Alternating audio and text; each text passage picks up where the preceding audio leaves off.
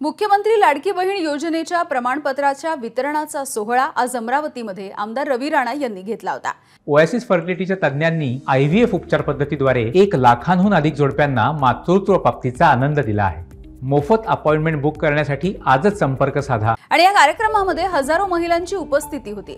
याच कार्यक्रमामध्ये आमदार रवी राणा यांनी एक धक्कादायक असं वक्तव्य केलंय। आमचं सरकार आल्यावर लाडकी बहीण योजनेचे 1,500चे 3,000 रुपये करू, मात्र तुम्ही निवडणुकीमध्ये आशीर्वाद दिला नाही तर 1,500 रुपये सुद्धा काढून घेऊ असं राणा म्हणाले। राणांच्या या वक्तव्याचा विरोधी पक्षनेते विजय वडेट्टीवार यांनी खरपूस समाचार सुद्धा घेतलाय।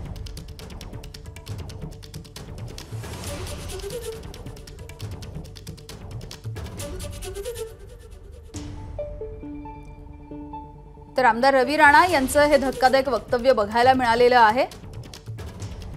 1,500 रुपयांचे 3,000 रुपये सुद्धा आम्ही देऊ, मात्र जर यंदाच्या निवडणुकीमध्ये मतदारांनी आम्हाला कौल दिला नाही तर हे पैसे 1,500 रुपये सुद्धा काढून घेऊ असं धक्कादायक विधान त्यांनी केलंय।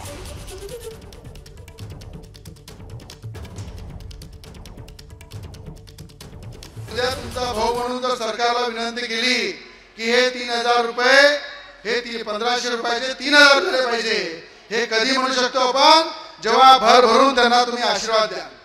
काय द्यान आणि आशीर्वाद कसा द्यावा लागते, असा द्यावा लागते नोंदणी धरण्यासारख्या। कोण कोण आशीर्वाद देणार हात वर करा। ज्यांनी आशीर्वाद दिला नाही तर मी तुमचा भाऊ आहे, ते 1,500 रुपये खात्यातून वापस घेऊन घेईन।